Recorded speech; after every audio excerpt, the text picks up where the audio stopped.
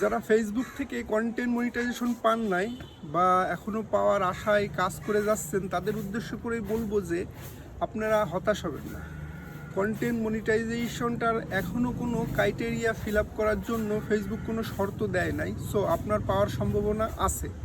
আর আপনি যে পেজ বা প্রোফাইলে কাজ করতেছেন, চেষ্টা করুন সেই পেজ বা প্রোফাইলটা ক্লিন রাখার বলতে কোনো ধরনের কপিরাইট ক্লেম আছে কি না, কোনো ধরনের রিকমেন্ডেশন সাসপেন্ড কিনা বা রিকমেন্ডেশন এনাবেল আছে কি না, আপনার মনিটাইজেশনের যে টুলস অর্থাৎ ইউ আর আর্নিং মানি এই লেখাটা আছে কি না, বা আপনার যে মনিটাইজেশন এনাবেল লেখাটা আছে কি না, অথবা আপনি পেজ বা প্রোফাইলে যেখানেই কাজ করেন না কেন সেটা কোনো মানে গ্রিন টিক মার্ক আছে কি না, বা পেজ সাম ইস্যু বা প্রোফাইল সাম ইস্যু এই ধরনের লেখা কোনো কিছু আছে কি না, অথবা আপনি সাপোর্ট ইনবক্সে গিয়ে চেক করতে পারেন কোনো ধরনের মেসেজ আছে কি না, কোনো ধরনের অ্যালার্ট মেসেজ আছে কি না। এগুলো থাকলেও যে আর না থাকলেও যে আপনি কন্টেন্ট মনিটাইজেশন পাবেন না তা কিন্তু নয়, এগুলো থাকলেও আপনি কন্টেন্ট মনিটাইজেশন পাবেন। তবে পাওয়ার পরে আপনি যখন সেট আপ করতে যাবেন তখনই হয়তো বা বড় ইস্যু দেখা দিতে পারে।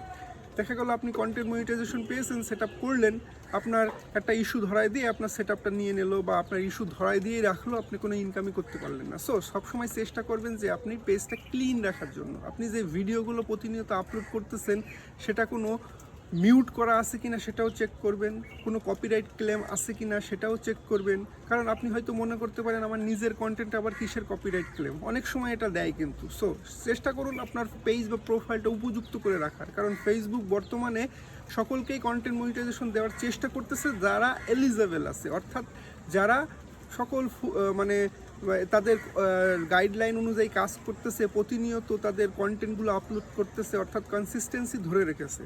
সো ফেসবুকে যারা কনসিস্টেন্সি কাজ করে যাচ্ছে বা রেগুলারিটি মেনটেন করে প্রতিনিয়ত কন্টেন্টগুলো আপলোড করে যাচ্ছে, ফেসবুক কিন্তু তাদেরই কন্টেন্ট মনিটাইজেশন দিচ্ছে।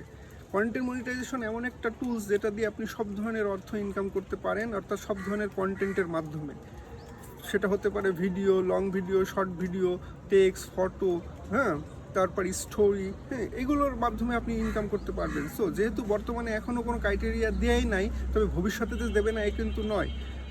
সামান্য একটা স্টার সেট আপ কিন্তু পাওয়ার জন্য 500 ফলোয়ার লাগে। সো কন্টেন্ট মনিটাইজেশন কেন এই ধরনের শর্তের মধ্যে পড়বে না? সো অদূর ভবিষ্যতে খুব শীঘ্রই ফেসবুক কিন্তু এটা দেবে। সো যারা এখন পাবেন কন্টেন্ট মনিটাইজেশন তারা কিন্তু এটাকে সোনার হরিণই ভাবতে পারেন, কারণ অদূর ভবিষ্যতে কিন্তু এটা পাওয়া অনেক দুষ্কর হবে।